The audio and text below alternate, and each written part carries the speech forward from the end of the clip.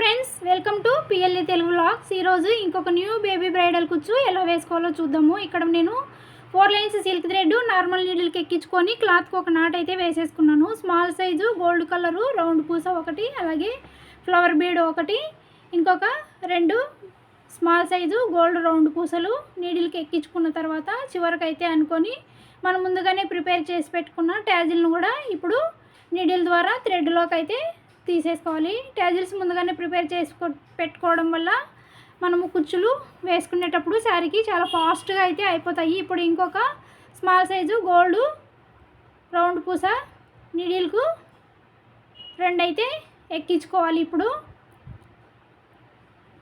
ఇలా ఎక్కించుకున్నాక first flower బీడ్లో నుంచి needle reverse అయితే పై పూస వరకు తీసుకొని థ్రెడ్ ఎక్కడ లూజ్ లేకోకుండా ఇలా టైట్ అయితే లాక్కోవాలి.